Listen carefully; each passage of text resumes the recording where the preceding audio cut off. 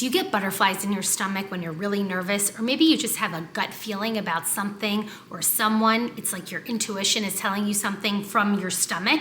Research shows that your gut and your brain are actually connected, and your gut is considered your second brain. Your gut actually has its own nervous system. Pretty wild. By nurturing your gut with the right nutrition, you can actually boost your mood, reduce your stress, and even support cognitive function. I like to think of our gut as its own ecosystem, basically its own community, and whatever you feed it, it's going to crave more. So if you feed it lots of vegetables, lots of fruits, you're gonna crave those foods. But if you feed it processed foods, all you're gonna do is train your ecosystem of your gut to crave those processed foods. So this bustling community that I'm talking about in our gut, it's actually tiny little microbes, including bacteria and other critters. And we want a really bustling community, right? We want lots of buildings being made in there. We want lots of people really happy in our community of our guts. So what we eat and how we shape our lives, like our basic lifestyle choices and habits,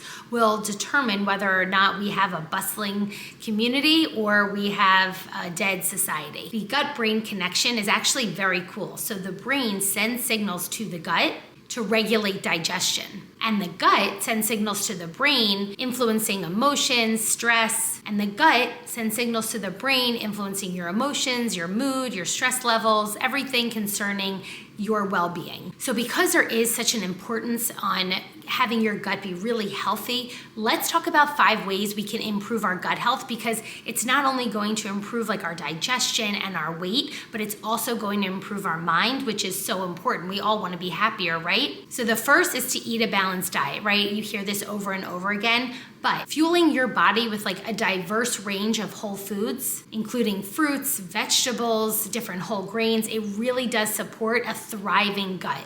And really, the more fiber you eat, the more the people in the colony community are going to increase and double and triple in size, which is what we want.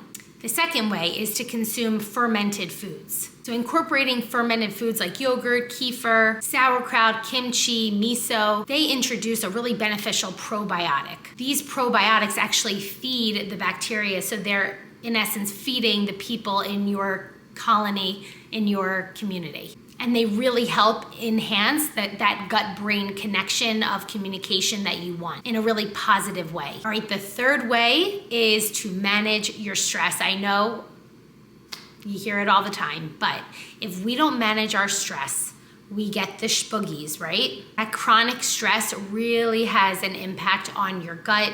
If you've ever felt like you're nervous, if you've ever had like the runs from being stressed, that's your gut really not doing the best it can. You must prioritize sleep. A proper sleep schedule will really enhance your circadian rhythms, and that's really going to help your gut basically wake up and fall asleep at the same time every night, which is going to help you do the same. Poor sleep actually really affects the gut microbiome because they too need to rest and digest, and they can't do it if you're up and about. So you really want to aim for sleep so that you can actually improve your microbiome. You got to stay active. Regular exercise actually improves gastrointestinal motility, reduces inflammation, and supports the growth of good bacteria. You really want to aim for at least 30 minutes of brisk walking or some kind of movement throughout the day. You may think that your brain is the only deciding factor in how you think and how you feel,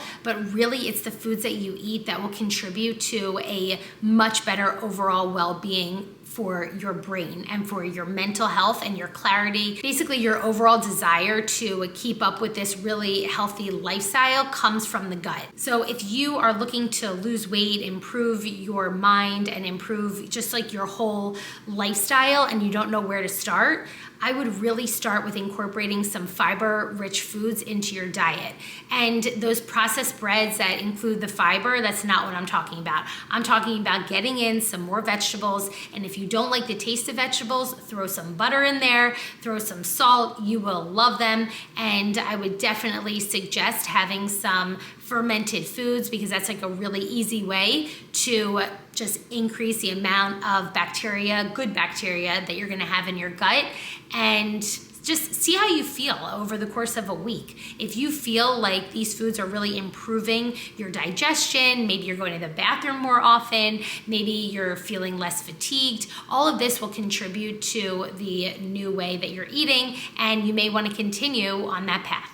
And if you're new to my channel, hi, I'm Alexis. I'm a certified nutritionist, and you'll see a lot of nutrition, lifestyle, food on my channel because I am really a food-focused nutritionist that believes in having an awesome relationship with food. I'm really passionate about that. I'm passionate about my meals and snacks, as you'll see in my What I Eat in a Day videos, but I really want you to understand that fad diets are just never the way to go. I want you to eat whole foods, and I want you to eat nutrient dense foods, and I want you to also incorporate some of the fun foods and know that you can actually lose weight or maintain your weight by eating in a way that feels really good for you.